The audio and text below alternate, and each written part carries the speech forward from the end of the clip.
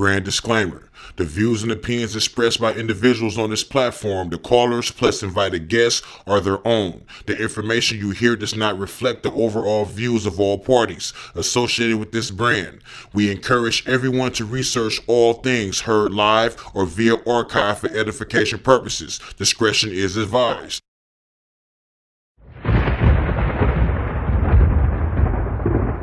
Don't touch that dial. You're now listening to Debate Talk Free Radio.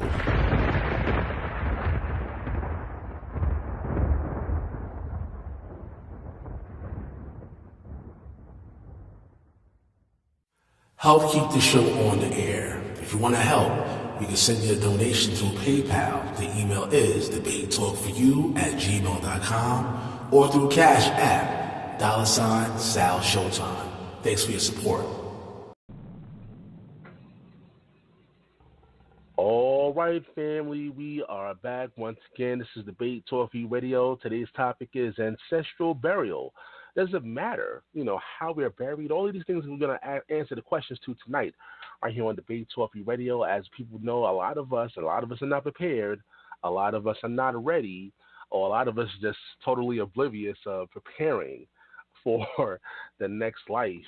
And we're going to get some information tonight on how important it is to prepare, not only to prepare, but how, our bodies are placed in the ground, things of that nature. But my special guest is here, Director Z. Welcome to the program. Greetings, Brother Sal. Thank you for the opportunity to come on your platform and share vital information with your listeners about what they need to do in terms of going back to a natural burial and funeral system. So I appreciate that. Thank you. Oh, most definitely, man. I appreciate you for coming on and bringing the information to the platform. We have a lot of people on the phone lines. Like I said, family, you can just press number 1 and we'll add you in the conversation later on. You know that number, 319-527-6239. My next special guest is here, Sister Maya. Welcome to the program. Hi, Shalom family. I'm glad to be here to support this ministry and this organization this brother has. I think it is so desperately needed in our Hebraic community, and the family out here, Israel, need to know that they are here and this service is available. So I'm just happy and I'm honored and humbled to be here along with this brother. All right. Once again, we appreciate you. And by the way, everybody, in the description box, I'm going to leave the link to all the information if you want to reach out to Director Z and, see what's going on as far as Ancestral Burial Society. In the meantime, let's hear more about it. Director Z, tell us a little more about what you do. Go ahead. Indeed. Well, we are owned and operated, self-owned and operated, I like to call it, community organization which advocates for and provides natural burial preparation, funeral, burial, cemetery, and aftercare services, which do not desecrate the body of the deceased. In doing so, we naturally prepare bodies for burial and also help families or teach them or others who want to know about doing that. Also, nothing we do pollutes the environment. And also another thing that we're very much focused on is the economics by utilizing systems that does not impoverish families and put them in the poorhouse. Also, a focus of us in doing green burial, a natural burial, or ancestral burial, those words are synonymous, is to show families how they need to protect their family economy. So when people die, oftentimes families, due to a lack of strategic planning and estate planning, they find themselves in poverty. So that's another focus of us, of our organization, where we do estate planning and show families how to structure certain things to be able to absorb and be able to deal with the death of a loved one or a relative or a family member or a key person.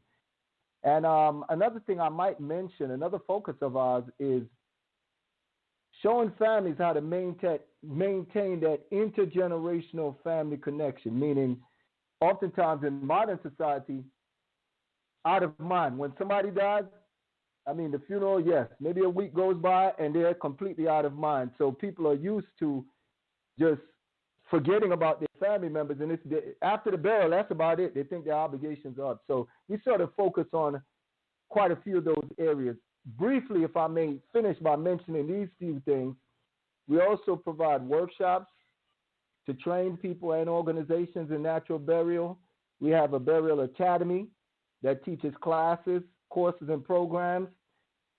We also utilize and we run our own family burial fund. And what that means is contributing families. We have a collection to take care of any needs, especially emergency needs that are above and beyond what would be required for a burial. We already have our own burial fund managing it for families that are contributing members. We also provide emergency burial assistance to widows and children. And we also extend burial society membership. We have a membership to those that would desire to join and work with the Ancestral Burial Society. And if a person or a family or organization gets membership, of course, there's extensive benefits that come along with that.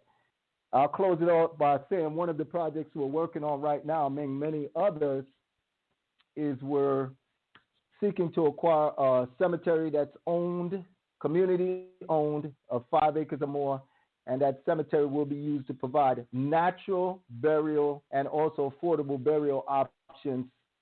And if anyone knows, of course, listening of any land that's available for sale, please contact us via, as Brother Sal mentioned, the link that's there for those that are listening or viewing through the internet, or just contact us at our email, greenburialsociety@gmail.com. All right, family. Once again, the number is 319-527-6239. I was Dr. Z. And we have Sister Maya right here on the platform, right here on the Debate Talk Radio. Now, listen, let's just keep it real, guys. A lot of people don't like talking about death. and unfortunately, in our community, people don't want to prepare for that. They're not even ready for this kind of stuff. But this ancestral burial, like, some people, what is that? What is an ancestral burial? And why is that important to our community? Go ahead, Dr. Z. Sure, Director. That's fine, Brother Sal. Thank you. Mm-hmm. I'm glad that you asked that question because, words are important and words shouldn't be used lightly. So I'll start my description of what ancestral burial means by saying this.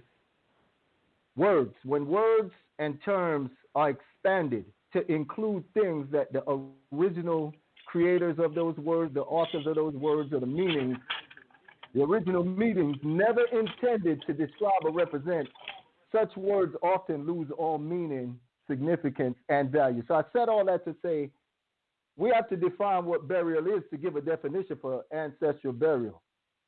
Burial is the law of nature and natural law and traditional cultures, many traditional cultures, that families are responsible for and must bury their own family members.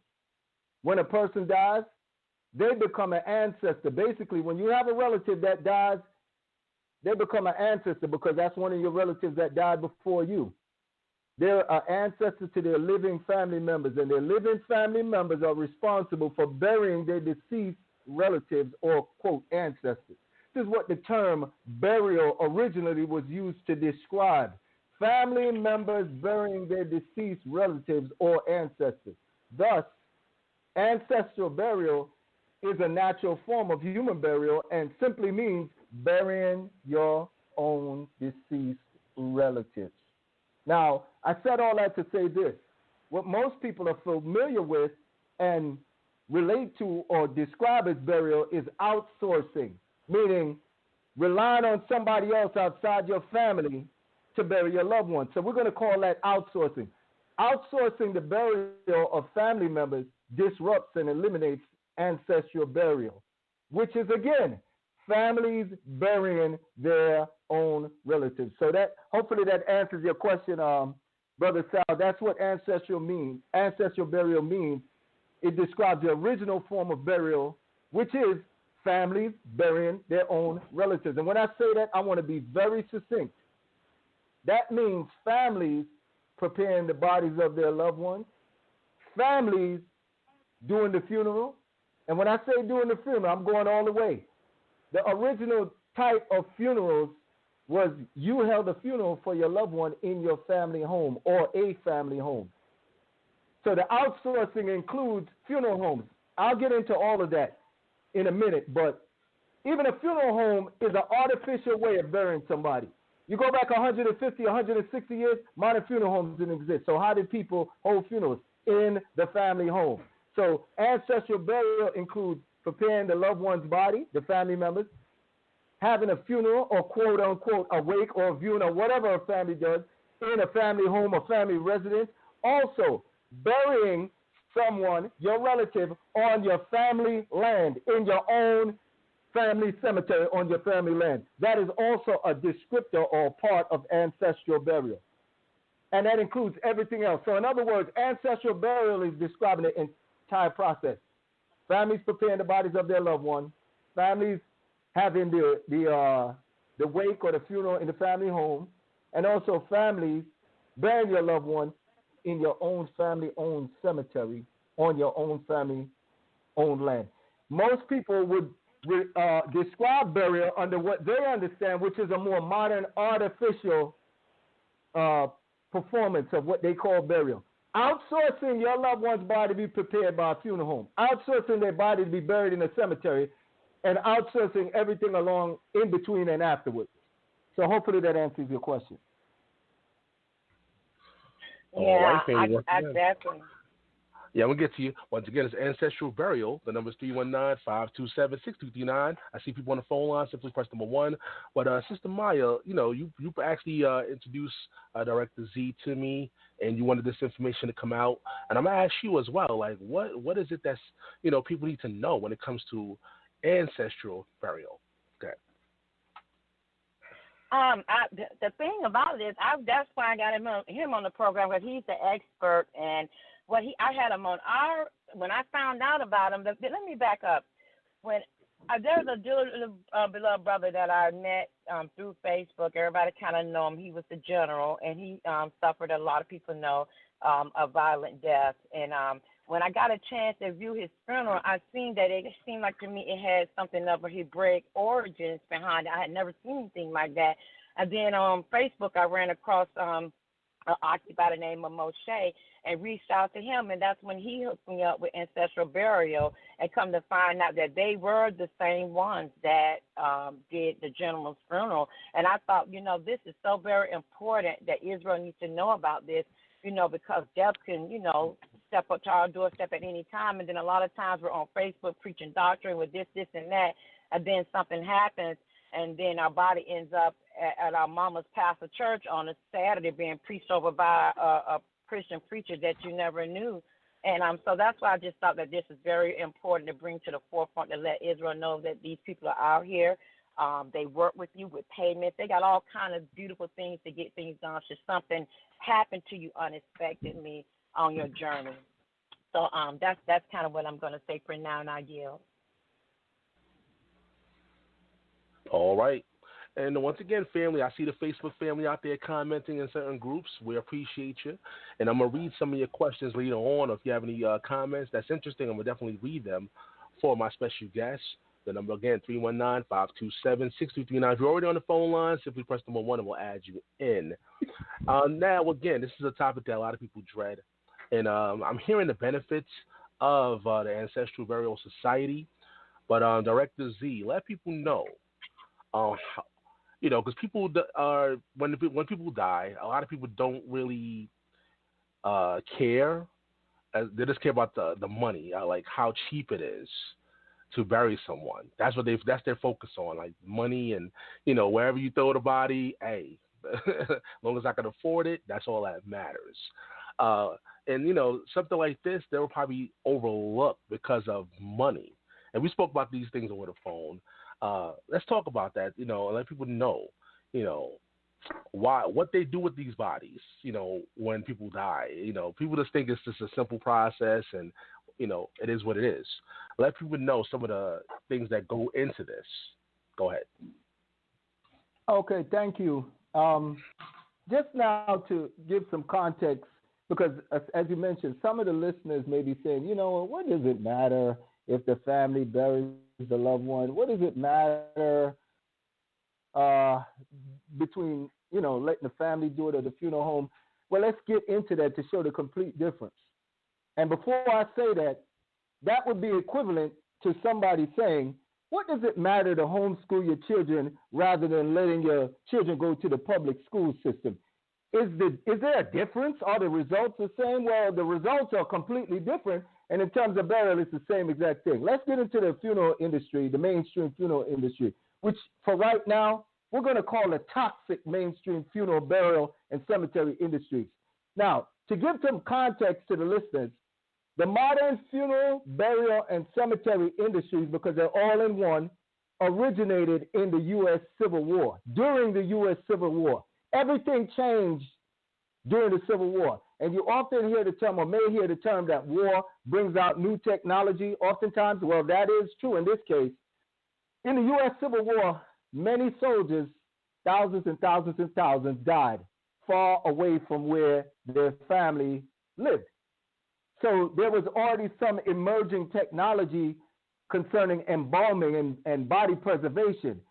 When it became apparent that it was not possible to take the decayed bodies of soldiers off of battlefields during the Civil War and transport them hundreds of thousands of miles without, of course, some serious health issues, that's when those that were in the forefront of this emerging embalming process were authorized to actually start running embalming businesses and doing it on soldiers' bodies to bring them to their family. So I want to give some context on that. That's the origin of the modern funeral, burial, and cemetery industry in the West, and really globally, because it started in the U.S. and then it just branched out. Now, with that said, the original embalming fluid, just like it is today, but it was in another form back then, it was toxic. It had many different toxic materials in it, and they used it to arrest, if you will, deterioration until they could get those soldiers back home. Now, I want to jump forward very quickly and now talk quickly about what they do today in terms of the funeral home. When you send your relative or loved one's body to a funeral home, they drain the blood out of the body, out of the arteries, veins, etc., and they inject toxic chemical liquids, okay, into the veins. Some people know that as formaldehyde. That's one of the things, but nonetheless, it, quote unquote, in order to arrest deterioration. Also, some of the other things that they expose your loved one's body to are disinfectants, chemical disinfectants, emulsifiers, skin conditioners, conditioning agents, pre-injection fluids, cavity fluids. Look, I could go on and on. The point I'm making is you could see now how different preparing your loved one's body at home is from the funeral home. Now, let me continue. So they expose the loved one's bodies to all this, and also be aware that they may fill up their loved one's body cavity or body areas with foreign materials, including newspapers. They may sew or glue the eyelids and the lips of your loved one shut. That's standard. That's common. That's not something unusual in the mainstream funeral industry. So there's many other things, but let me make sure I mention this. These toxic chemicals that they either put in or on the bodies of your loved ones are cancer-causing agents. They cause cancer to the people that are doing it, the embalmers, and also when they put that in the body and then bury the body, eventually, coffins deteriorate, bodies deteriorate. Those chemicals go into the earth, and they will seep through the ground, the dirt, the earth, and also possibly, potentially, go into the groundwater. So let me be very clear from the jump, so people will know the distinction between home burial, ancestral burial, natural burial, and the mainstream funeral burial. You're polluting the earth. You're polluting the earth. You're polluting the person's body and we consider it domestic abuse, ancestral abuse, ancestral abandonment, poisoning, biological terrorism, and environmental pollution. To do all that to a deceased person and then put them in the ground, it's a form of insanity. So those are some of the differences, drastic differences. I'll also, if I may, mention some other differences.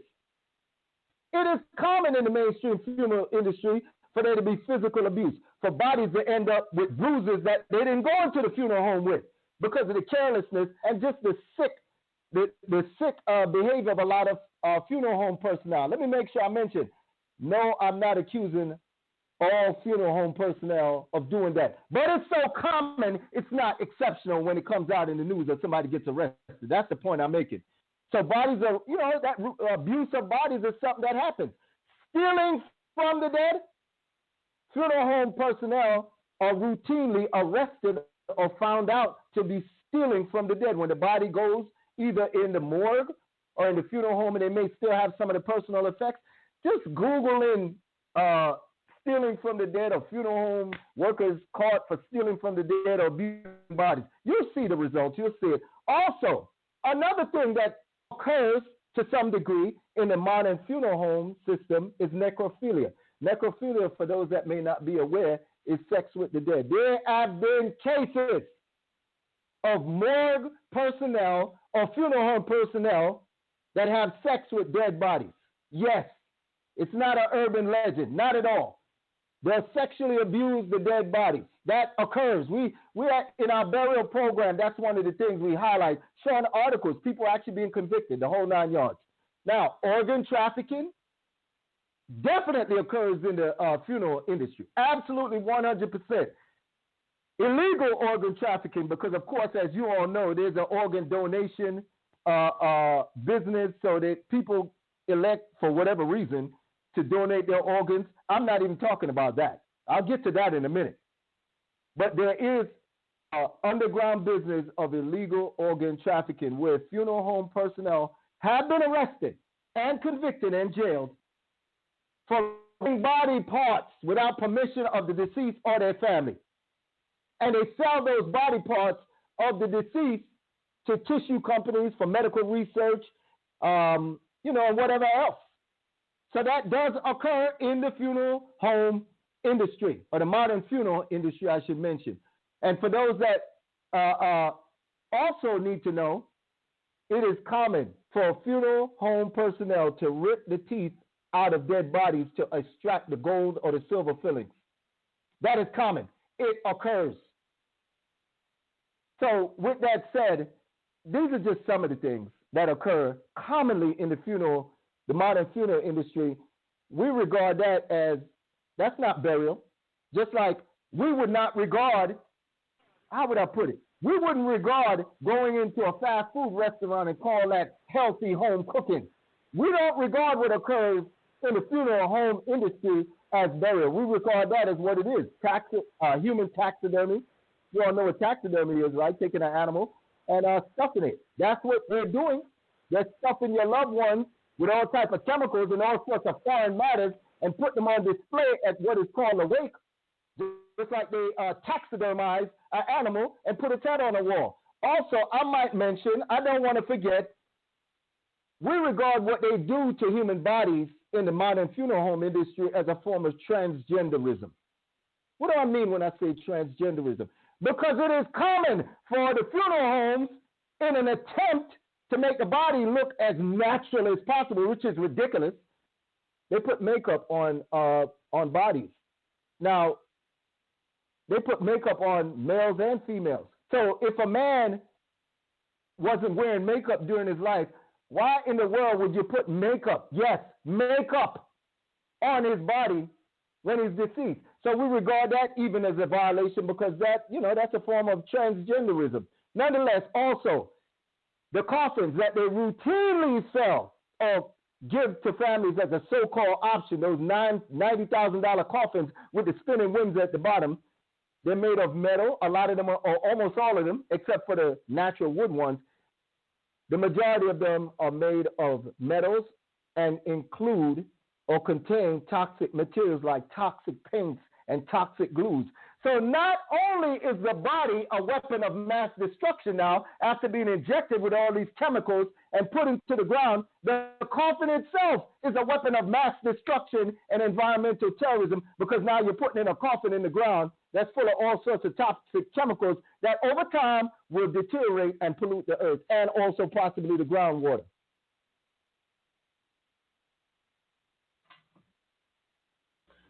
All right, wow, a lot of things I'm hearing.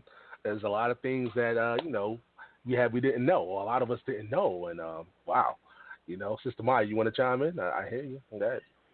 Yeah, I was just thinking that's a plethora of information. That's why I knew, that it was needed for him to be on your platform, Sal, so we could get this information out here to our Hebrew community. Last time we had him on our ministry, Brother Zayab, I don't know if you touched on it a little bit, because I kind of been backwards and forth and what have you, about, because Israel, we got different things that go on with Israel. Some believe in getting the marriage contract or certificate with the state. Some don't believe it. Some say ketubah. Some just say having sex is marriage or whatever. But I just want you to touch a little bit on what happens when you have couples that are together in Israel, and for whatever method they decide to call their marriage, how it affects if one of them shall pass unexpectedly. What have you seen in that arena? Could you please share with us? Absolutely. Now, if I may, right before I address that question, and it's a great question, I'm gonna expand the discussion, because there's a lot of folks listening in that have been invited to the show that they may, either be of a particular community or a particular faith or religion or whatever, or no religion. So there's quite a few folks listening in. And with that said, I'm going to do my best to make sure my answers or the information I provide is universal and exclusive to all. So I just wanted to mention that because there's a lot of folks listening that were invited to the show, and they may all have different backgrounds, and that's fine.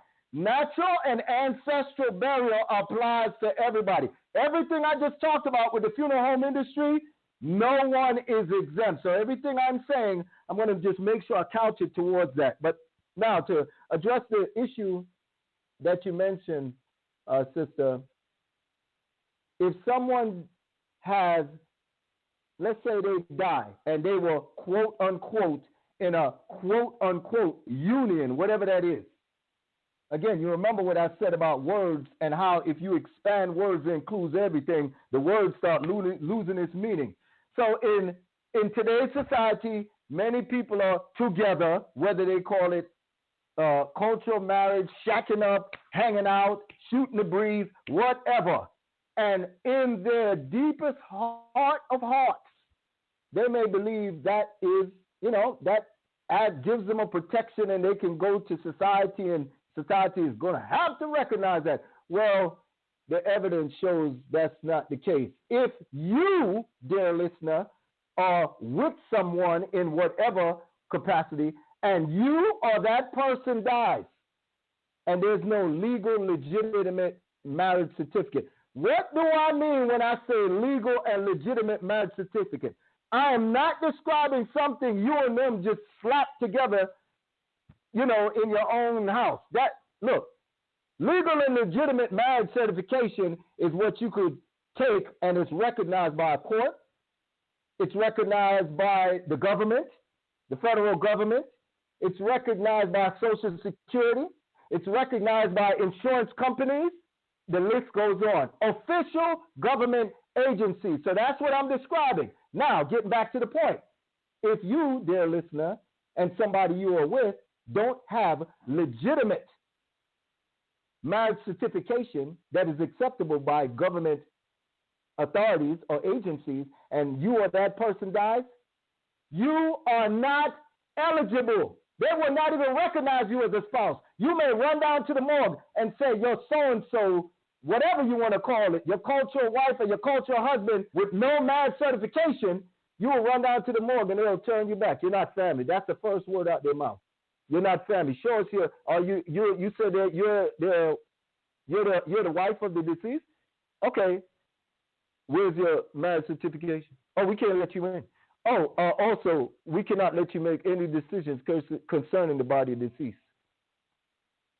Oh, no, you have no say. The funeral home will tell that person, you don't get to determine how the person's buried. Oh, so you're saying that you and your alleged spouse followed a certain lifestyle or culture?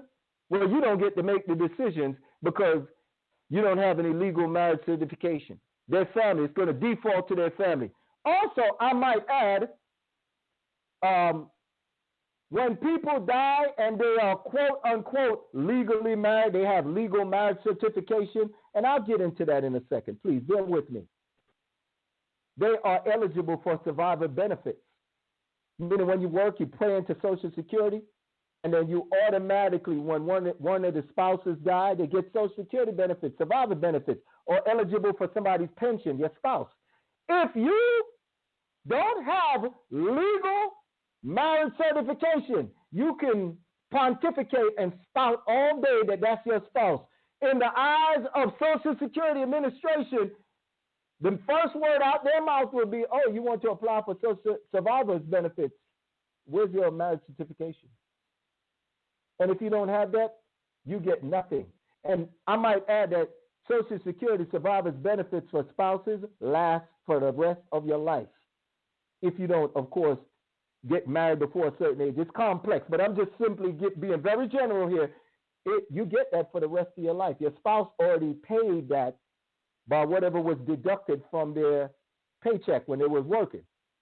So you don't get any of that. I want to be very clear. So why am I saying all this? There are serious ramifications for people that have this idea that just because they're with someone physically, they're having sex, you're having children, whatever, people have this strange idea that they're going to be eligible for the benefits that society gives married people when one of them dies. You're not. You're not eligible for anything. Also, you are not eligible to inherit any of the person's property as a spouse would. When a person dies, typically it's like automatic. They're nearest of kin, which would, if they're married, the spouse, and if they have children, that you automatically are heir, a person that inherits. Now, if you don't have any legal marriage certification when somebody dies, you're not an heir. Now, there's some other things they could do and put in place, but I'm not getting into all that. I'm just explaining if you don't have legal marriage certification, you are not considered an heir. As a matter of fact, you're not even considered a biological relative by society. Society meaning Social Security, the court system, the government, whatever we want to call it. So there are serious ramifications. We've seen it time and time again where men and women work together, and oftentimes it was the man that died first, and the woman was left completely impoverished. She couldn't get the car because it was in his name. She wasn't on it. She's not a spouse. She couldn't get any money out of his bank account. The man had thousands and thousands and thousands. She got nothing. She couldn't get any survivor's benefits as far as spousal survivor benefits for the rest of her life from Social Security because she's not a spouse, and the list goes on and on. So thank you for asking that question because that's something we try our best to mention to people. Look, if you're with someone, you need to get married. Legally married, not whatever you have conjured up in your mind of, whatever belief. No, you have to get legally married in the sense of society accepting your marriage certification. Now, with that said, I am not telling you to go down to the court because, look, I just gave the whole discussion about outsourcing. Marriage was originally contracted between families. So, yes, you can actually contract a marriage and create a marriage certificate that is acceptable by society. You can do that. You can get married in your religious, if you're a religious person, in your religious organization. You can get married in your cultural belief system, if you have a cultural belief system. So there's several ways you can get married without going down to the court system. So I'm not telling you to do that.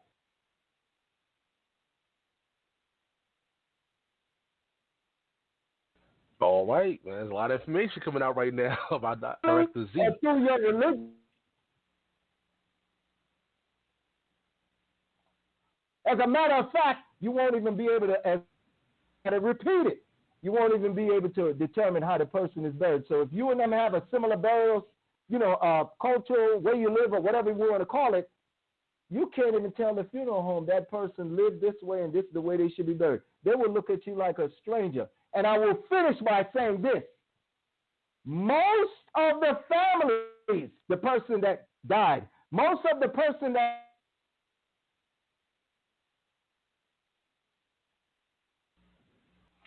Sure. Yes.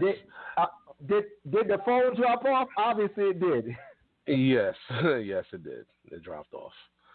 Yeah, boy, Sure. you can pick up where you left off if you remember. Just remind me, Brother Sal, what part was the last part where it dropped off? If you can remind me. Yeah, it was breaking up a lot of parts, and then it just went off because it wasn't going in and out. So I kind of don't remember exactly where you left off at, but we can continue because there's a lot of information here. There's a lot of information. Got it. Once again, the number is 319-527-6239. Again, I see people enjoying the program. And like I said, a lot of people don't want to speak about these topics. We're speaking about the importance of, being married, and there's different ways of, getting married because they'll do a number of things to the body.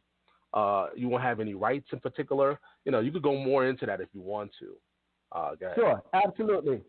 Well, to pick up, if a person doesn't have a legal marriage certificate, and when I say legal, I will yet again be clear. Legal means something that is acceptable by the government, the court system, Social Security, insurance companies, etc. If a person or people are together and they don't have that, when somebody dies, you have no rights. You have no rights to determine how they're married. You cannot inherit any of their property as a spouse. You cannot determine how they're buried. If you and them were together and you bought joint property and the property was in their name, you have no rights to it because it's not in your name, and you don't have the ability to position yourself or present yourself as an heir or a spouse. So if nothing is in your name and it's in their name, I could go on and on. But the general point I want to emphasize is getting married at the court system is not the only option. You can get married or create a marriage certificate that's acceptable by the court or by Social Security or by insurance companies by getting that done through your family, your culture, or if you're a religious person, through your religion. However, I want to emphasize there's certain criteria that it must have for it to be acceptable by government authorities. It's not just two people sitting down and just saying, you know what, we're married, and no, they'll laugh you out of that agency you go down to try to turn something like that in. So there's a specific way to do that. And for those that are interested, that's a sidebar. We do have a connected organization, a marriage society that has a course or a class or gives workshops on people that are interested in contracting legal marriage certificates where they may not want to go down to the court, but they may want to do it among themselves. So to summarize, unless a person has a legal marriage certificate, if either one of those parties dies, they're in for a world of hurt and a rude awakening. Hopefully that answers that question. All right, straight with it. Uh-oh. Director Z letting you know what's going on. That's right. Tune in, the number 319-527-6239. A lot of people didn't know a lot of things, and they're listening to the program. And once again, there's a lot of people on the phone lines right about now. Again, simply press number 1 if you want to chime in, if you have any questions. I know this is a topic that a lot of people dread. They don't want to talk about, what happens when they die or if someone else has died. They kind of stay away from this particular issue. And that brings me to the topic about life insurance, Director Z. As you already know, a lot of us, if we were to pass away, wouldn't even have the funds to, take care of our bodies. So therefore, people go, as a result, they go to cremation, and they think that's okay. But again, let's get into that. What do you have any services when it comes to people that we don't have the money, for, to get buried and things of that nature? Also touch on life insurance and the importance of it. Go ahead. Okay, thank you. That's a great question. I personally and other people in the Ancestral Burial Society, we've been in this field for years. I've been in this field for quite a few years. Look, I'll just give you my blunt opinion. Everybody has money. It's just what they choose to spend it on. People have money. I'm not saying all. You can look at how people spend money on discretionary items. Alcohol, fast food, sports, cable television, whatever. I'm not criticizing. I'm making a point. None of those are discretionary items. You can survive without all of that. So oftentimes I've seen it, and I've seen the results of people not properly preparing, scrambling, when somebody dies, and it's not a result.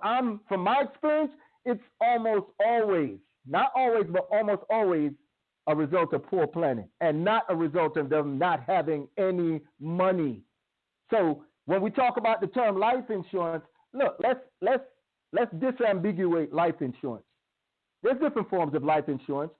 Insurance meaning you're doing something to insure or protect yourself against some adverse situation or condition. There's various levels of life insurance. So with that said, we do offer workshops on that. But before I even get into that, let's get to it. Each family should have a burial fund for your family. Money that's contributed in by different family members, and that money should never be touched. It's understood. Look, we're going to use that for burial. A burial fund. That is a form of insurance, is the point I'm making. That's internal life insurance. Every single family should have a burial fund. If people are a member of a culture, whatever cultural group you are a member of should have a burial fund. Nobody gets out of here alive. So your cultural group should have life insurance. If you're a member of a religious group or organization, your religious group or organization should have a burial fund for its members. Those are all life insurance. That's insuring those families, whoever's the participating contributors to that, against the advent or the occurrence of death. And if that occurs, you already got your burial fund set up. You can now go into those funds and use it to take care of whatever needs to be done. And it's always going to be resupplied because it's in perpetuity. It's something you continue to contribute to. So that's the first thing I wanted to mention. The number one life insurance is insuring yourself by putting aside money in your family, your religion, your culture, your organization, whatever. You putting that money aside to make sure you take care of all costs associated with death. Number one, life insurance. Now, as far as what people would call the general life insurance, society life insurance, we advocate to people to make sure you get a minimum of at least $10,000. Why? Because based on which zip code you're in, a part of the country, burial, the cost of burial, that's including the funeral home to the cemetery, it varies. So in certain parts of the country, burial could be $4,000. Other parts of the country may be $8,000 to $10,000. So we advocate to people just to make sure you cover burial, have at least a minimum of $10,000 life insurance policy. Now, you do notice I said burial, right? Because do understand if somebody dies, you still have bills, you still have mortgages, you still have food, clothing, and shelter, especially if the person that died was the primary caregiver. So that $10,000 for burial is basic. You have to also factor in how much months or years do you want to give whoever you leave behind, your family, your wife, your husband, your spouse, your children, whatever. How many months of relief do you want to give them? And then whatever you factor in your monthly expenses, add that on top of the $10,000. Did that answer your question, hopefully? Oh, yeah, most definitely. Once again, I see we have somebody question number one. Before that, Brother Sal, let me throw something in. I apologize. It came to me as you were talking. No problem. Go ahead. When we talk about insurance, what are we really talking? When we talk about insurance, what are we really talking about? I mentioned about you have to have a burial fund for your family, and if you're with a group of families, then those group of families should have a burial fund. And if you're in a community or organization and your community, your organization, or your culture, your religion should have a burial fund. But let's go a bit further on there.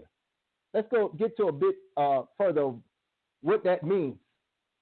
That literally means that you should not accept being a part of a family, a community, a culture, a religion, whatever. There's not something in place to take care of expenses of death for that group. If you choose to be a member of any association, it could be a family, a culture, religion, or organization, and they refuse to put a burial fund in place, you're doing it to yourself. You are doing that to yourself. It's like being in a family and you don't even get the basic things you need to survive in that family. Why are you even wasting your time in that family? Imagine if you said, oh, I'm a proud family member of this family, but you don't even get food. You don't get water. You don't get clothes. So I'm mentioning that to say, putting aside expenses for burial, like a burial fund, as I mentioned, that's the cost of living. So you need to make sure you, dear listener, whatever association you're a part of, a family, a community, a culture, a religion, whatever, you better make sure you require that conditional upon your membership, that better be in place. And if it's not in place, then look, you know what you need to do. You don't need to waste any time. This is not playground. All right. Once again, the number is 319-527-6239. We got a caller standing by. We have a lot of callers on the show right now. Again, simply press number 1, family. Press number 1 if you want to chime in. But let's go to the phone lines. Let's go to 443. You're live. Hey, Sal, Showtime, man. Hey, how you doing? And I just wanted to say, man, this is a great discussion. And really, to be honest with you, my name's Brother Mercy. To be honest with you, this death ministry is what you're talking about, a ministry of death, is actually recorded in Scripture. And the thing is, this is what the patriarchs were big on, a ministry of death. And this is why people don't understand the Scriptures a lot of times, because they have no ministry of death built in their ministry. And let me just say this. Sal brought up a point about the employment or economics, and that does play a part, because every job I've ever had offered me free life insurance. So every job don't do that, but a lot of your big companies do. They offer free complimentary life insurance, stuff that you don't even have to pay for. As long as you work for the company, they're giving you $50 to $100 grand. The lowest is like $50 grand, you know. So what I'm saying is, I think some of our people may not have asked, because see, what you're talking about, bruh, is really low-level stuff, and it's really stuff that white people get, like, they get that just impromptu, you know, without even working for it. And I just wanted to say, we as a community talk about it, and like I said, I got it from my employer. I didn't get it from my family. I got it from my employer, and I came from a good family, don't misunderstand. But I got it from my employer. I didn't get it from my family. And I just wanted to say, or my church, excuse me. I want to put that on the record. Or my church. So I just wanted to say, brother, you really hitting it on point with this, because this needs to be built into our religious system, and it needs to be built into our family structure. And in the old times, they did have family plots. You know, when you got married, you normally bought a family plot, to be buried, and that was part of the marriage ceremony. And part of the marriage agreement. And I just wanted to say, brother, I think people to get married should just like old times, should be obligated to get a burial plot, because normally they were buried together. But I just wanted to say that, brother, this is very excellent, discussion build that you have right here, and it needs to be built into our religious system. It needs to be built into our family structure. It ain't about economics necessarily. It's about education, in the sense that our family really don't talk about burial a lot, as far as, who gets what. That goes into inheritance. See, brother, you really hitting it, and that builds on inheritance, passing on to the next generation. See, brother, this death ministry is just the beginning of what we need to be talking about. But that's what I want to say, Brother Mercy. This is Brother Mercy. Kudos, man.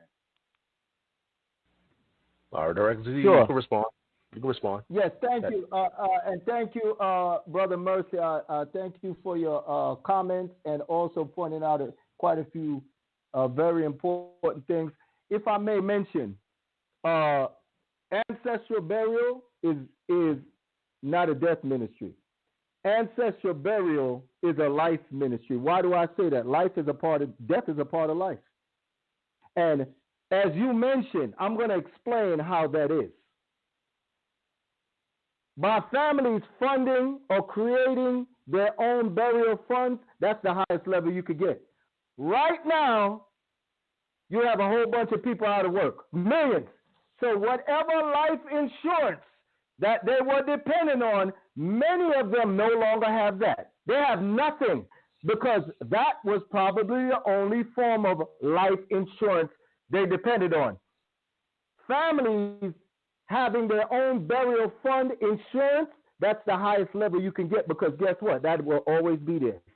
Even if you lose your job, the family insurance will always be there. So similar as I gave when the program started about the importance of making sure you have self-reliance or self-autonomy by taking care of your own with burial, the same thing goes for life insurance.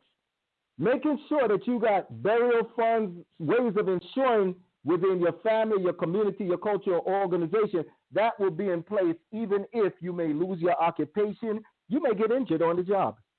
Now you can't work anymore. You still have that family system in place. And another thing I would mention also, when it comes to the issue of insurance, going back, the brother made a good, excellent point, actually.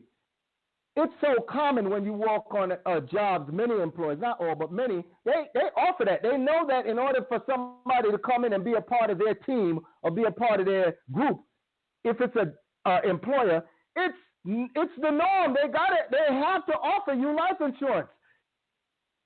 You should require that same thing when you join a family. If you're getting married in a family, life insurance should be in place before you sign that paperwork. Yes. If you join a religion or a religious group, you should require that there's some burial in fund there for your family. If you're a part of a cultural community, the same way you require that the basic standard when you go on a job, I have to have life insurance. What if something happened to me? You should require that same thing for that cultural group or organization or religion or whatever. That's 101. And if you're not requiring that, then something is wrong with you. You may not be of the requisite level of maturity that all adults need to realize that's basic, that's standard. So hopefully that sort of, thank you, brother, for making those points. So I just wanted to comment on that. Yes, family-funded, family burial funds, family organizational burial funds, religious burial funds, self-initiated and controlled burial funds at the highest level because that is immune from anything going on outside of your family or your community or your culture. That's always in place for you. And that should be a mandatory obligation. Why would you even join some, I don't care what it is. I'm not getting particular. I'm not pointing any particular thing out. Why would you join a family if they don't even got enough common sense or religion or organization or culture or whatever, if they don't even care about burying the dead? What does that tell you?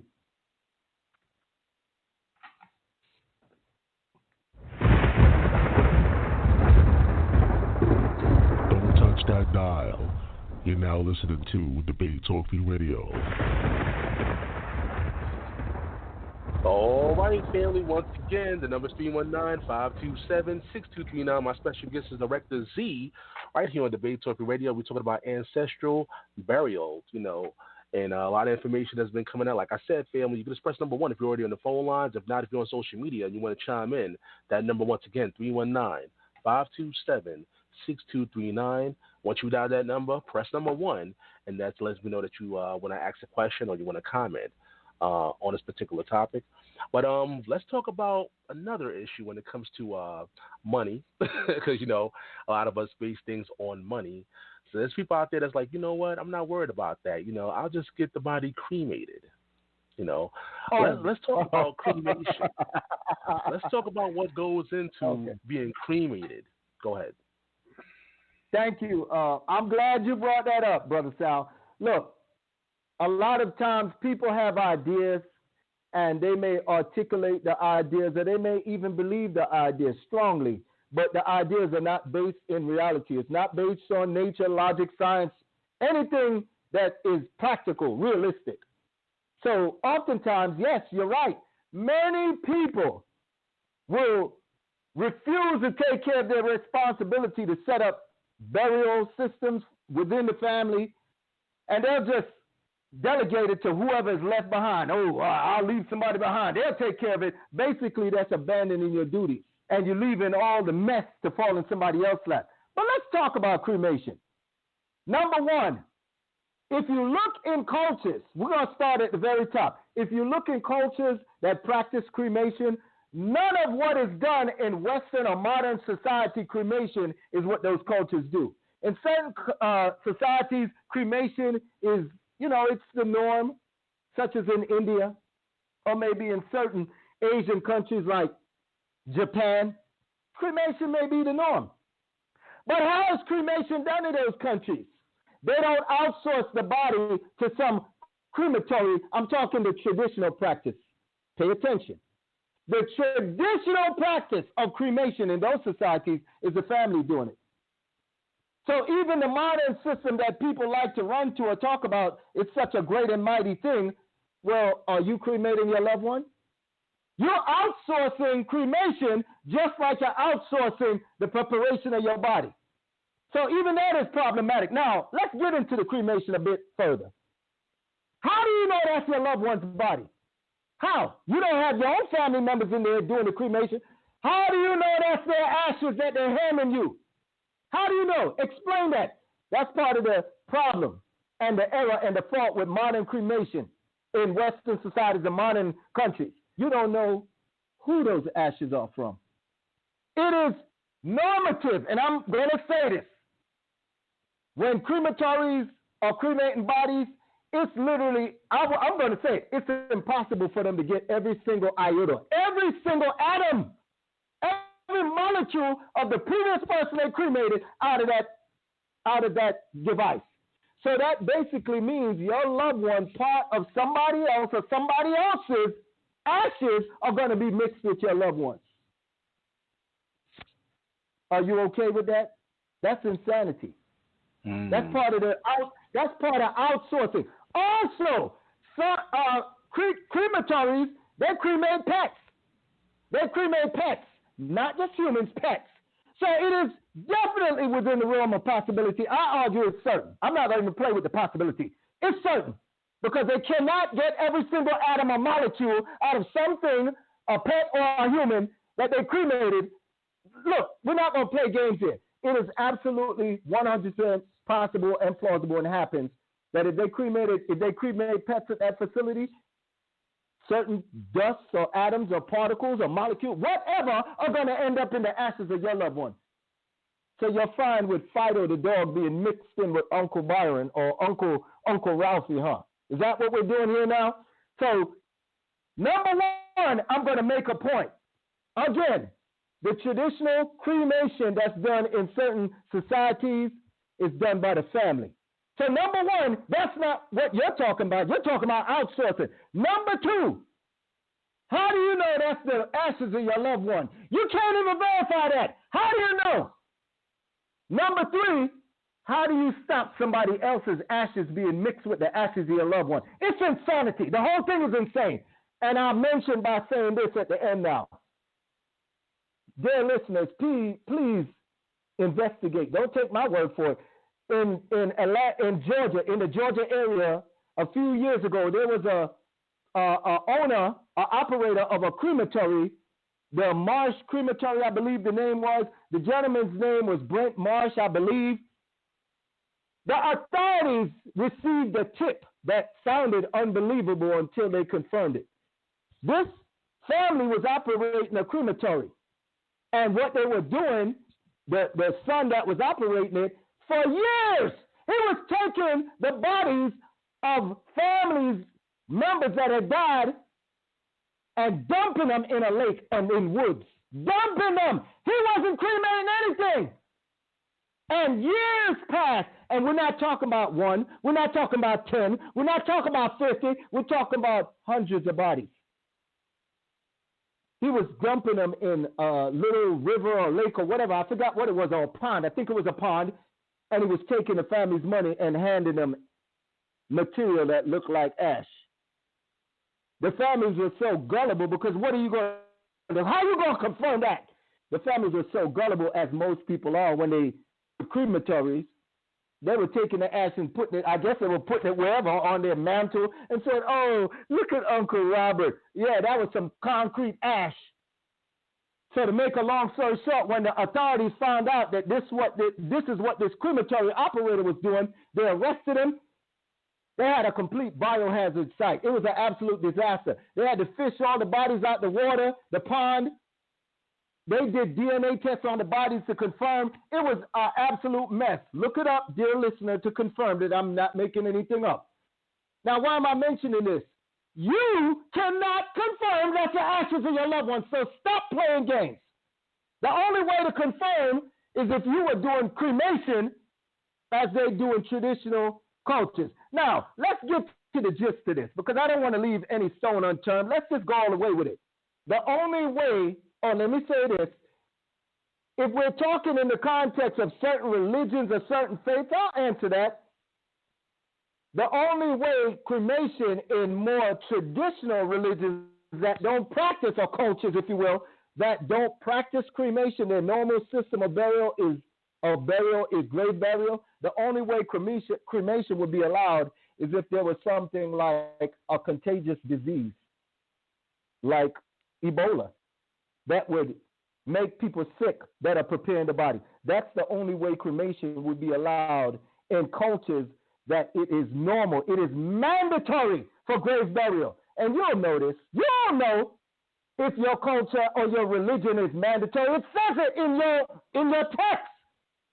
That's the only way cremation typically would be allowed, is if there's some contagious, highly contagious disease that's an immediate threat to public health. And it would sicken or kill or harm the people that are preparing the bodies, then cremation in those traditional cultures, it would allow. But that's an exception. That's an exception. That's not the rule. That's not the rule. So for those that are wondering, I wonder if in my culture, your culture, religion, faith, it's simple. Look in your text. What do you see in your text? Do you see cremation, whatever your text of belief is? If you don't see that and all you see is grave burial, that answers the question. Stop playing games. Now, another allowance in many traditional cultures, faith, religion, whatever, would allow cremation would be if a person died and the body was found after, maybe in some deserted place, and in order to transport that body and have it where the body wouldn't be harmful to those that's transporting it, then maybe, they would cremate the body. And when I say cremate, I'm being very, very particular here. Let me make sure I mention, let me not even sugarcoat it. For those that may read the Bible, or those that are of the Abrahamic faith or similar faiths, there is a story in the biblical text narrative where King Saul and his son died in war, and their bodies were taken by the enemy soldiers. The enemy soldiers affixed their bodies to the wall of one of the enemy cities. Now, that was such a disgrace that his family rounded up some armed men, and they went to go take his body back. That's how important burial is. Those family members of King Saul and his son risked their lives, because that's how disgraceful it is not to bury your own loved ones. Nonetheless, when they got his body, it tells you in the text, for those that are of the Abrahamic faith, it literally tells you they cremated his body. Basically, what that would mean is they burnt his bones to remove all the flesh, because his bones and his body was in such a deteriorated state, it would have been harmful to transport. So they used fire to basically evaporate his flesh, and then they took the bones and buried it inside his family burial plot or cemetery. So I'm giving more context to that, to those that may be of a particular faith, that grave burial is the norm. It would be permissible under those circumstances, as I gave an example, if transporting the body would harm those that are transporting or handling the body, or if the person died of a contagious disease that would harm those that are dealing with the body, preparing the bodies for burial. But other than that, the only societies where cremation is the norm, it's already understood. You'll find it over in India. You'll find it over in Asia in certain countries, and also in ancient America. They did also deal with certain aspects of that, but it was not of the type we're talking about. So hopefully that answers the question about cremation. If you can't verify those are the ashes of your loved ones, this whole conversation is ridiculous. The whole conversation about cremation, it's ridiculous. Wow. I mean, that's very important, like a very important point that Director Z brought out. Like, how do you know? You know, you might have some ashes right there on your, somewhere in your home, and it may be mixed, with animals or all sorts of things, Wow. Definitely strong points on that one. But we do have another caller. Once again, the number is 319-527-6239. Again, family, just press number 1. Don't be shy. Again, I know people don't like this topic, but it's something we got to talk about, family. We have to talk about these things. Let's go to 443 a lot. Yeah, I forgot to ask this question, man. I got a question for this brother Mercer again. I was going to ask you is there any insurance companies? I'm sorry, maybe you have said this already. I called in late, but I was wondering if there's any places or insurance companies. I'm just saying places or insurance companies or insurance companies you would recommend getting a life insurance policy. And let me ask you another question: should you be looking for a certain type of company or with a certain type of backing to buy your life insurance policy? Or does the life insurance policy? I always wondered about this. The life insurance policy has to be backed by somebody or accredited in some sort, so that you make sure you're getting a quality life insurance policy. I was just wondering, is there anything you recommend, or is there some things we should be looking for to purchase life insurance policy, or do you recommend something different? Thank you, sir. That's an excellent question. I thank you for it. Your question is very detailed, and I'll answer it in general, and I'm explaining to you out of respect why I'm answering it in general. There's some intricate details of where you want to get life insurance and what type of life insurance generally we would recommend.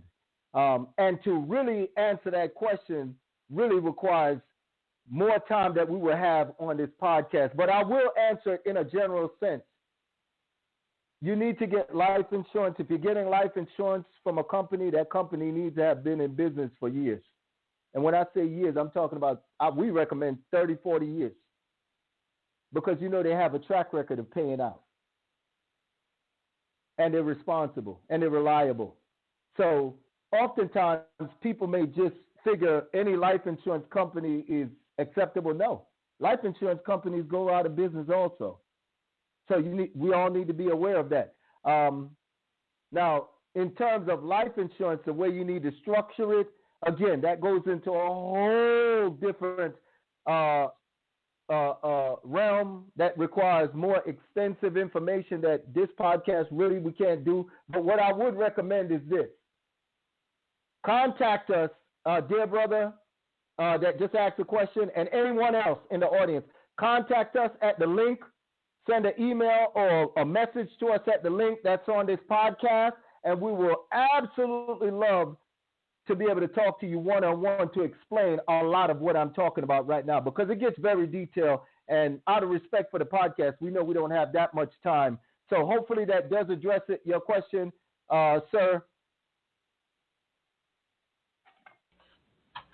All right, so family, once again, the link is in the description box. So if you want to reach out, the link is in the description box. Also put the Facebook page right here, the link in the description box. It's going to also be on the YouTube page. So family, make sure you, go check it out. By the way, there's people out there on social media and some of the groups, Facebook, they're liking the information. And already some of them are like, they're interested in this, so could you put some information out there a little early for those that are interested early? How do you, when it comes to contacting you and getting this thing done?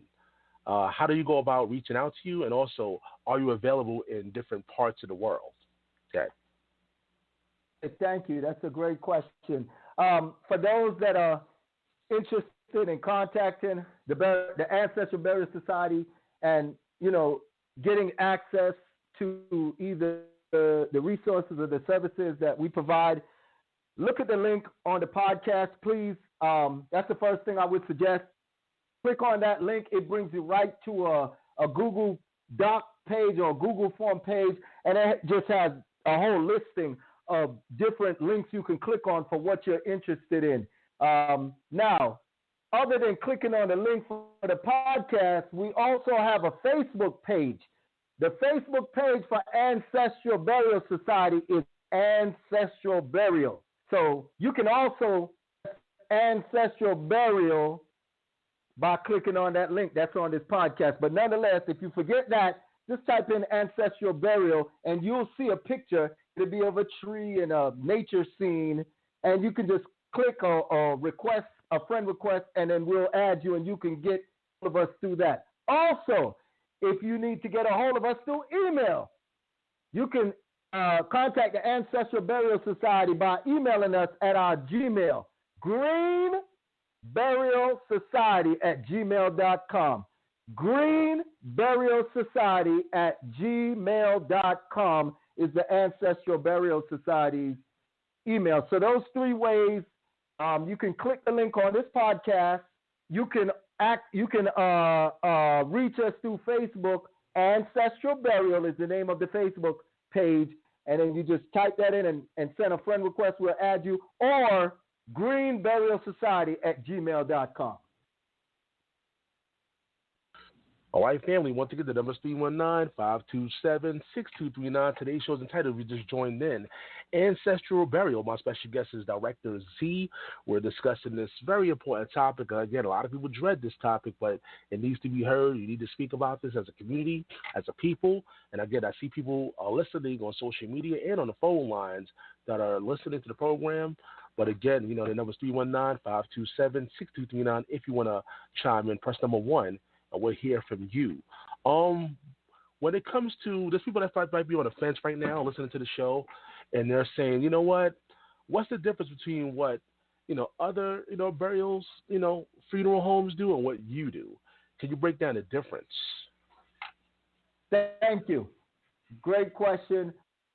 Those that may have heard earlier, you should be aware of what I mentioned. I'll go through it again briefly, but I'll give more context. The difference between natural burial or quote-unquote ancestral burial or quote-unquote green burial and what the modern mainstream funeral home industries do are night and day. They're not the same. As I mentioned, I'll do a brief recap. The funeral home industry, when you give your loved one's body to them, they drain the blood out of your loved one. They pump in cancer-causing chemicals, embalming fluid and others into their body. They may pack the person's body cavity. The body cavity, I mean their anus, or if it's a woman, their vaginal cavity. Look, I'm just going to lay it out.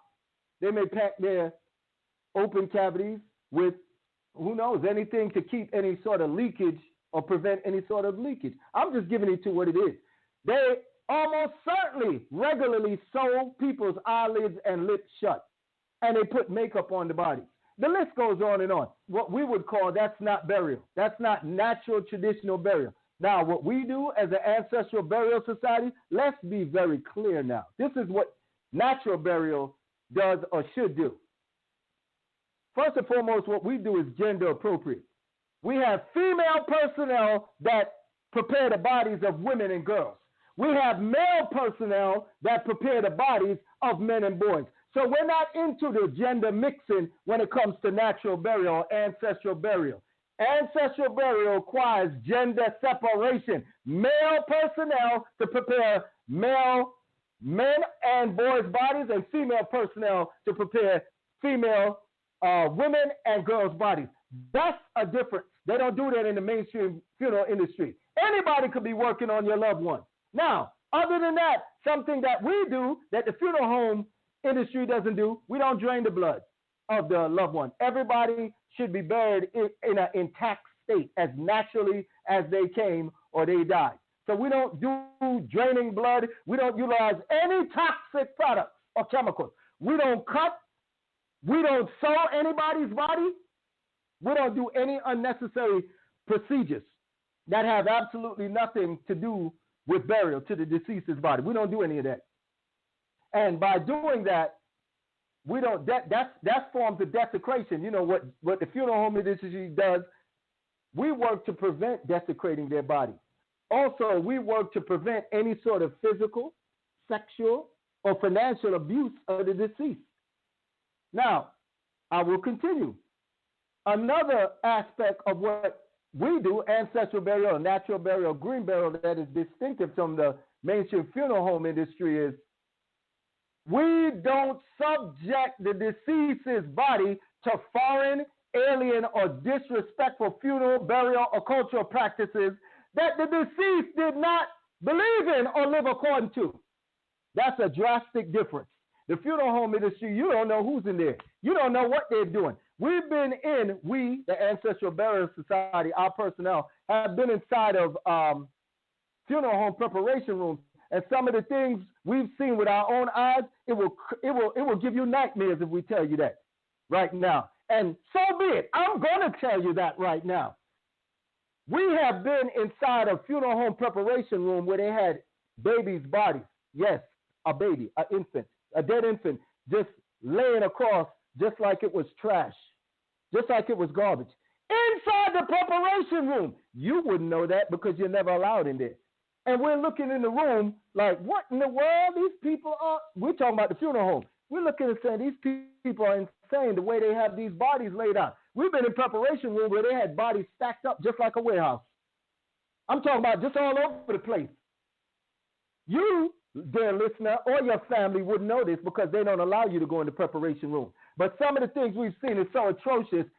Anybody that would allow their family member to be, of course, out of ignorance, to be handled by the funeral home industry, you have no idea what you're dealing with. You wouldn't have a clue. Now, to now quantify what the procedures we do to the body is, typically we would wash the body very gently with water, soapy water, and we do it just like you do with a newborn baby, very gently, very respectfully, and we cover the person's private parts up while we're doing all this so they wouldn't be exposed. So we have a certain very strict regimen that we follow that retains the body's dignity and the person's dignity. Typically, we invite family members to be in the room if they wish to be in the room.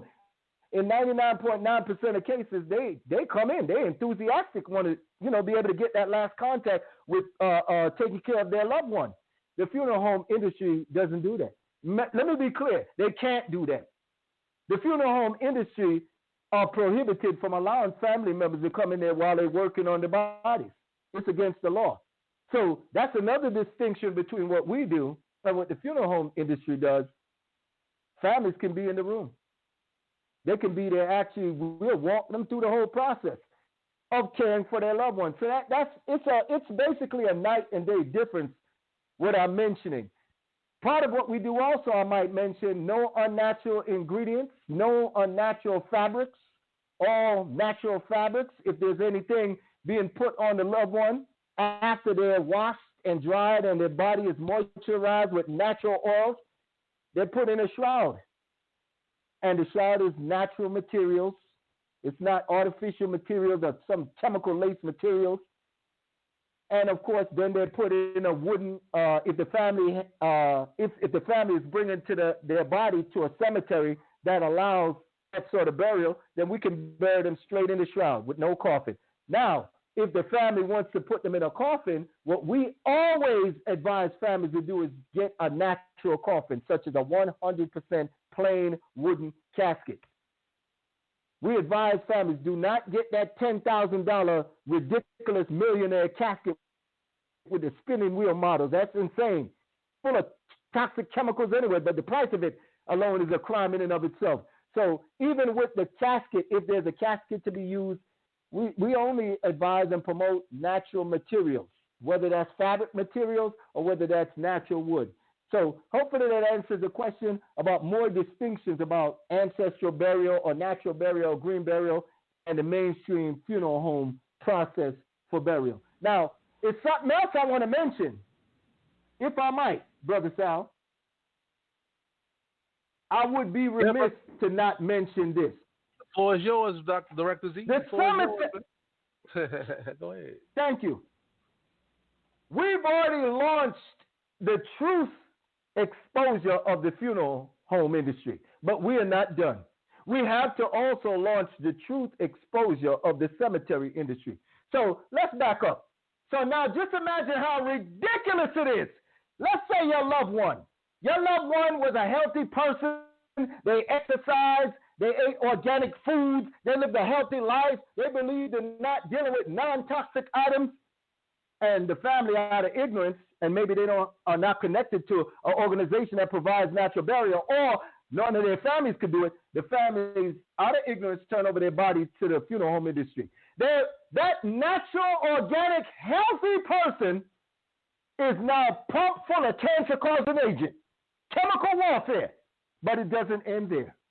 Not only are they pumped full of formaldehyde and their private regions or their body cavities stuffed with all sorts of foreign material, now they go to the cemetery. They're going to the cemetery in a casket made out of some material that more than likely has toxic paints, toxic glues in it.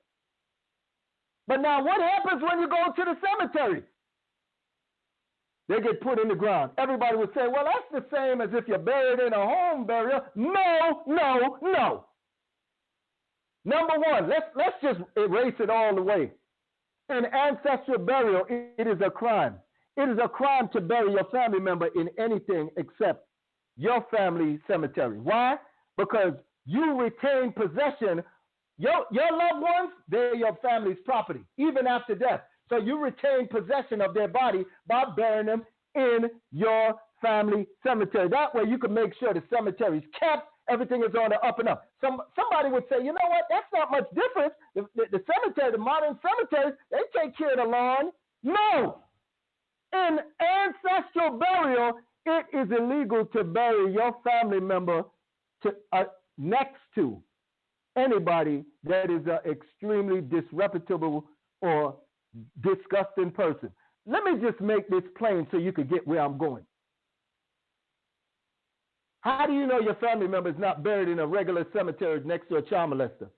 How do you know they're not buried next to a rapist? I thought so. In traditional burial, if somebody was that low and disgusting and committing them type of crimes, they would not even be allowed to be buried in the family cemetery. They would be banished. Even their body would be banished. So that's part of the difference when we talk about green burial, natural burial, and of course, ancestral burial.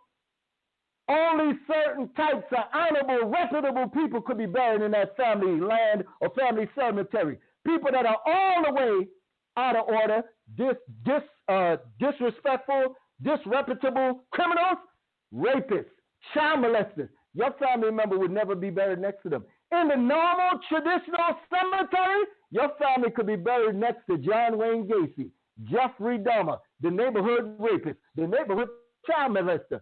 I'm showing yet again how ridiculous it is for people to avoid their responsibilities, not get their own family burial plots on family land, and outsource your family member. So your family member, and look, we're not going to say likely. We know it's the case.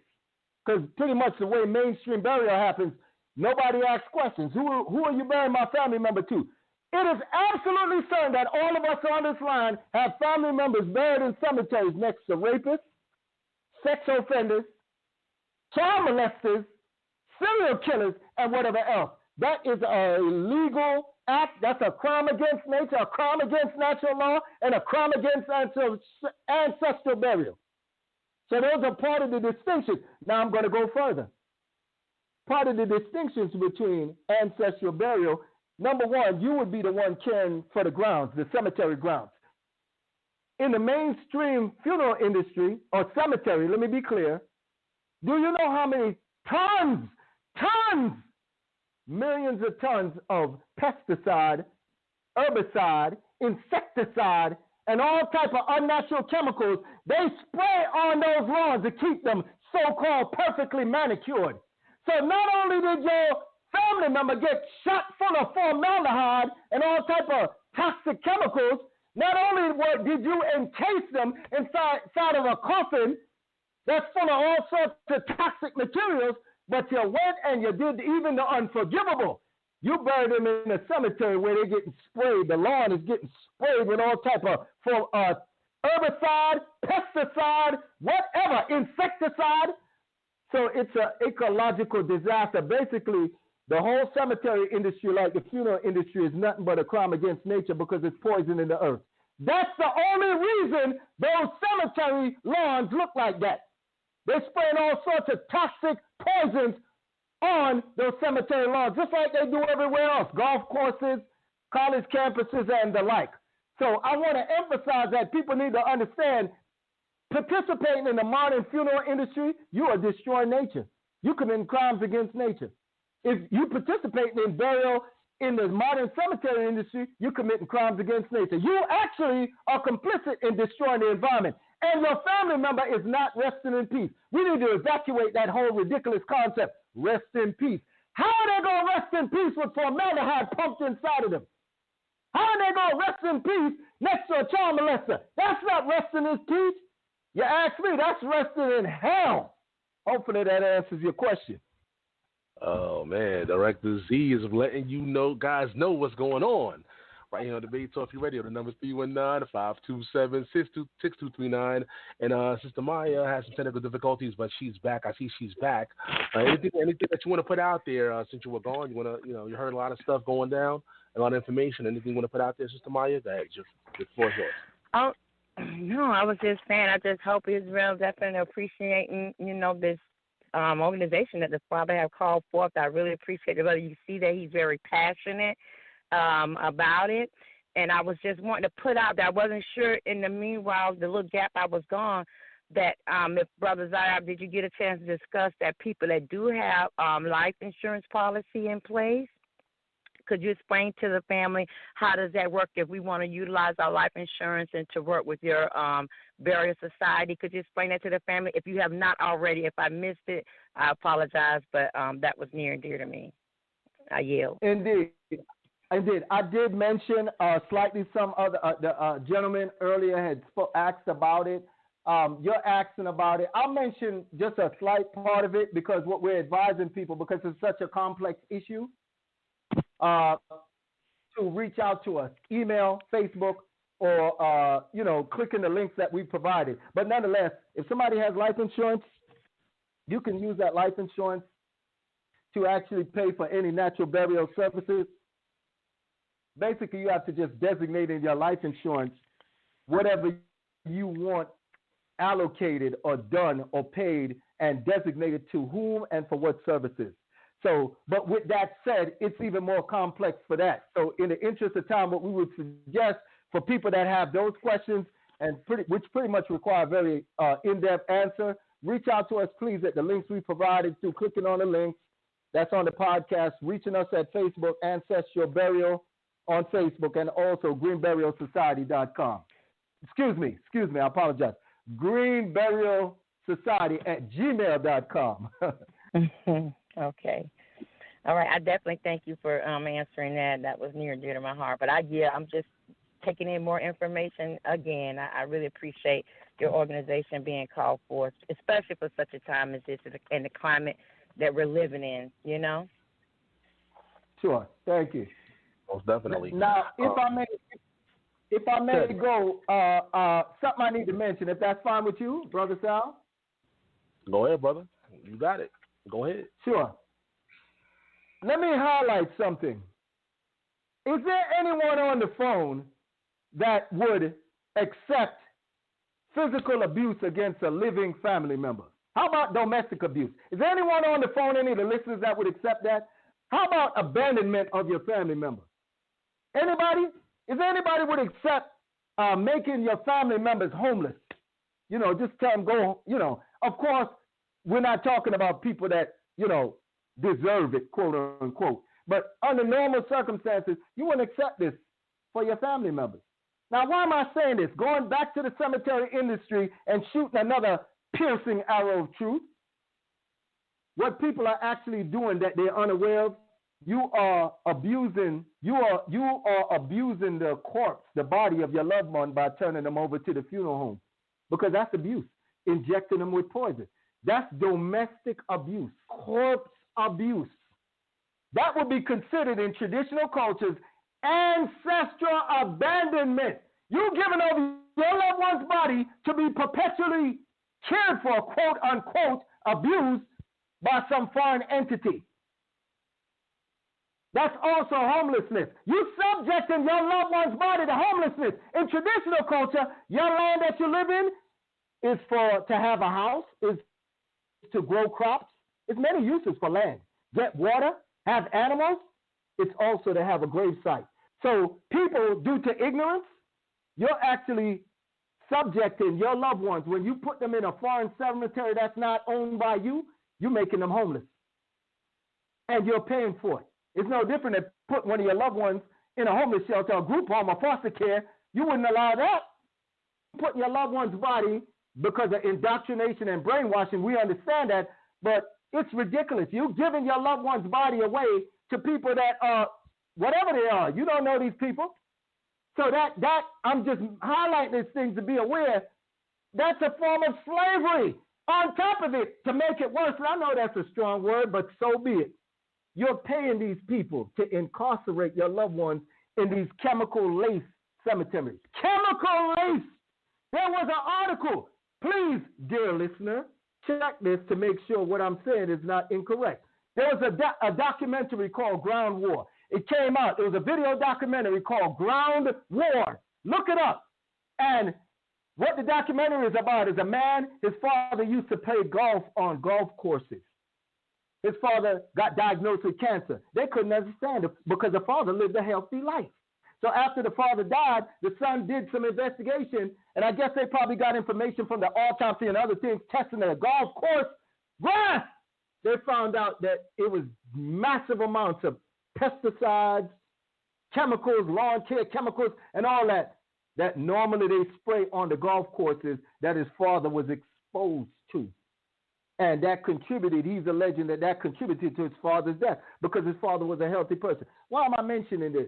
Be aware, dear listener, that pesticide, insecticide, whatever, is constantly being sprayed on top of your loved one, the lawns of these cemeteries. So how in the world could somebody say, rest in peace? Rest in peace?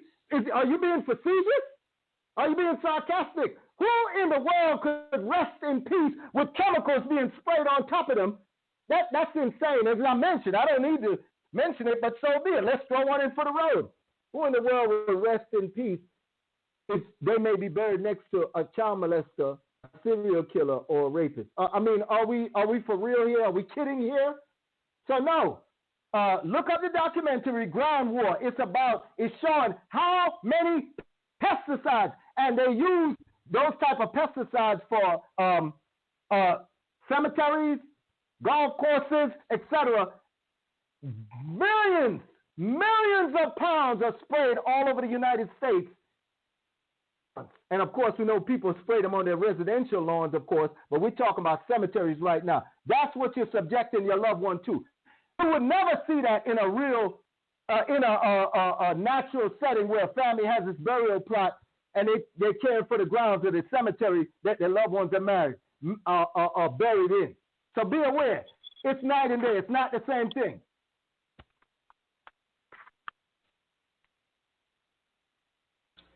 All right. Someone is asking on social media, on Facebook. Someone is asking on Facebook, how long has the Ancestral Burial Society been in effect? They want to know. Over 14 years. All right. Over 14 years. We've been in existence over 14 years, and it's been a wonderful experience, and we continue on. By the way, I might mention we provide and assist families and guide families and individuals and organizations and communities, etc. We deal with all people, so we're not limited to one demographic. So we help anyone that wants to either learn or be taught or practice or institute natural ancestral green burial for their family, their organization, their community, their culture, whatever. So we work with people across the board. We're not limited to one demographic. So I need to emphasize that. But nonetheless, we assist families with from A to Z. Everything from burial plans to if they want somebody trained in their family to do this, if they have an organization, they want to create a burial society in their organization or their or their community or culture. From A to Z, we deal with just a range of all of those things. And also, if a family or community or culture or whatever, if people own land and they want to turn it into a cemetery, we also provide those services where we can help them design that as a cemetery and basically put it in effect. We've done that.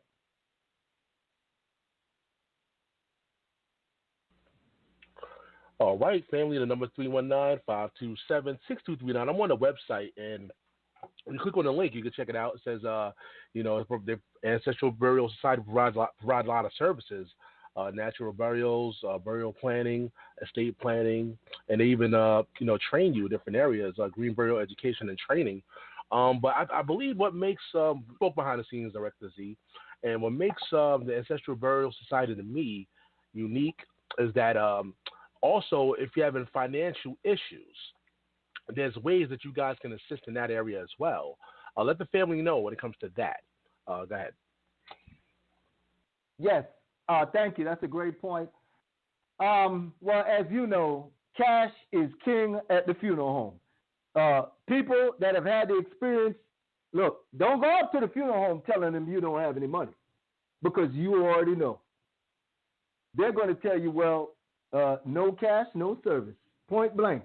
Also, if you happen not to pay the funeral home, you can type this up and into the internet and do searches on this. Funeral homes have been known to hold people's family members' bodies hostage because they couldn't pay.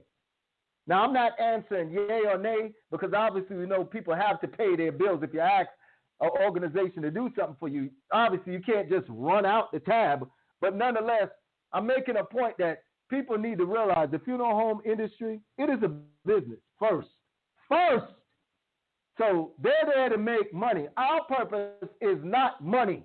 Our purpose is natural burial to protect the environment and bring dignity to the deceased and to keep the cost of burial affordable and also to make families autonomous where you don't need to be begging somebody else outside of your family, culture, community, organization to bury you. So those are our purposes first. Now, with that said, to the point, if families have monetary issues, we will work with families. We've done it numerous times before. We've held fundraisers to help get money up, to help defray the cost of burial for families, and various other measures. So we will work with families if they are experiencing financial difficulties. And we have a variety of processes to do that, including fundraising, burial fund, et cetera, et cetera. However, I must mention this. We highly advise families what you need to do if you're serious is reach out to us and we'll show you how you can put things in place where you will never have any financial difficulties with burial because you'll already have a burial fund in place. Or you can join a pre-existing burial fund and get the benefits from that. So we do. Don't wait until something happens and then, now you're operating from behind. If you find out there's organization and people such as us doing what we do, reach out, find out the areas that you're weak in terms of money, and then put those areas in place. Now, to that, if I might, Brother Sal, I need to mention this. There is this thing, as you mentioned earlier, that oftentimes people will say, I don't have the money. Well, look, where are you getting the money from for that liquor you're drinking? Where are you getting the money from the cigarettes you're smoking? Where you get the money from for, you know what I'm saying? Where you get the money from for those $200 shoes you're wearing? So priority is important. Prioritize what money you do have and have it being saved to make sure you take care of that cost. Just like you have to eat. You know people are going to die. You allocate money for food. You allocate money for basic items, utilities. So allocate money for a burial. Now, I'm going to mention this. Burial is an economy. People don't realize. If you have 100 family members, and you don't have any type of self-sufficient burial system within your family, your culture, your community, your organization, add up over time 100 family members what the cost of that is. I already did it for you. I saved your time. I knew we were going to have the workshop, so I already did it. I gave earlier a rate in the country from 5,000 to 10,000. If you have 100 family members, let's say we already know everybody's going to be deceased, but if you have 100 family members, you know what 100 times 5,000 is? We're going on the low end. 100 times 100 family members deceased over time, times 5,000 is $500,000. Do you see how much money went out of your family? Now, just imagine if you had some internal burial process. A huge percentage of that money would stay in your family. Now, I'm just mentioning that because I want to emphasize so people are aware that do not think it's just a matter of you don't have money. If you don't have your own internal burial system, that's part of the reason why you don't have money. Because every time you're spending money to bury one of your family members, it's going outside the family instead of inside the family. So learning how to bury your own family members, you are gaining control of the family burial economy. That's the point I'm making. That alone will limit or eliminate the possibility of you not having money to bury your family members.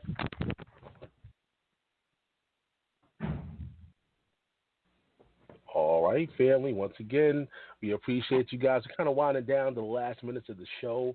And again, I have all the links in the description box. I have the Facebook page. The email is greenburialsociety@gmail.com.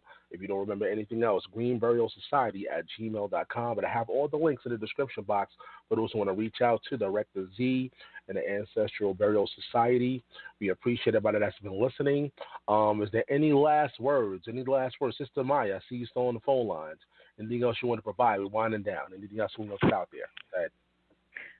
I was just hoping that the family would appreciate, like I said, this beautiful organization that's been called forth and get in contact with this brother and do what's needed to, take care of their families and also spread and share the word around Israel because so many people do not know about it. I didn't know about it, and I was really flabbergasted and appalled when he told me how many years because I was thinking maybe 2 to 3, but 14 years, that blew me away. So I just asked the family to take time to investigate it, to share it with other family members, and to reach out to this brother and support this beautiful society that the Father have called forth in these end times. I appreciate you, Brother Zayab, and everything that you all are doing over there. I'm behind you guys 100%. You know that, and thank you, Sal, for allowing him to share this platform to get the word out. I had always told him so.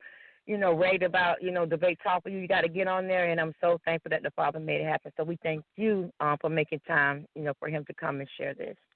And I yield. All right. Well, I appreciate you as well. Appreciate you. Okay, Director Z. Mm-hmm. Thank you, Brother Sal. Thank you, sister. We appreciate your support, and thank you. And also, Brother Sal, a few things I might mention in wrapping up the show. Again, emphasizing to everyone that's listening, the Ancestral Burial Society provides a wide range of services and resources to families and those that would like to get their family or organization or cultural community into doing natural burial. Those things run all the way from, for example, as far as proactiveness, wills, burial power of attorneys, burial funds, family or community members who are trained in natural burial.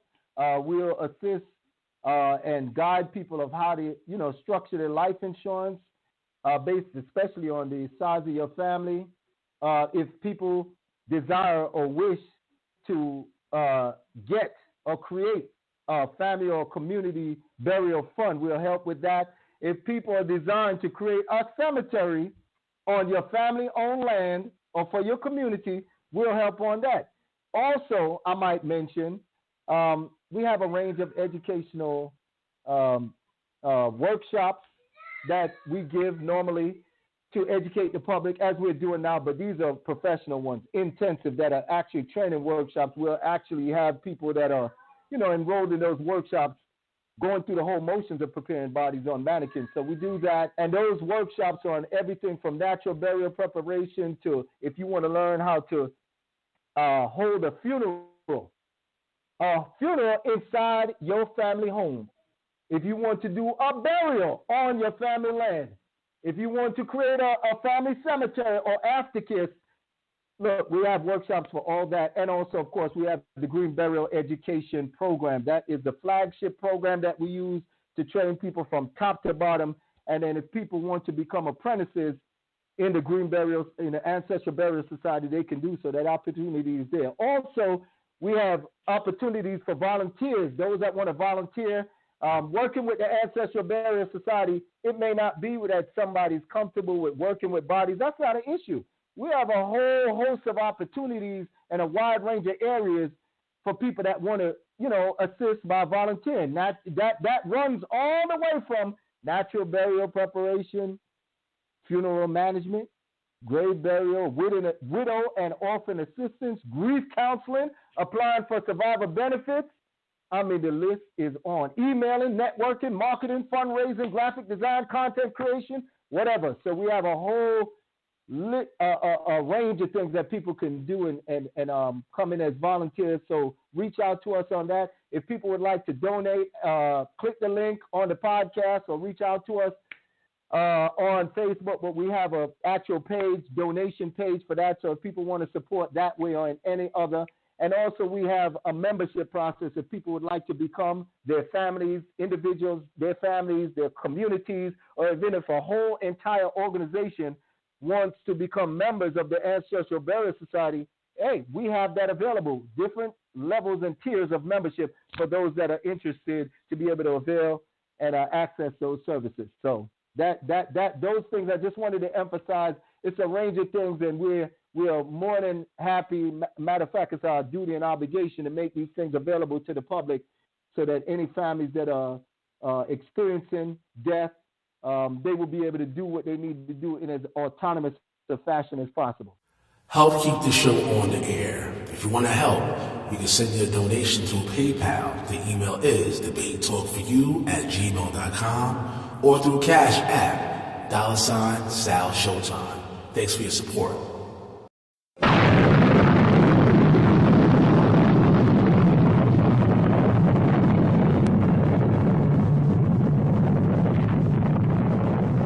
Welcome to the planets of debates. Debate Talk for You Radio.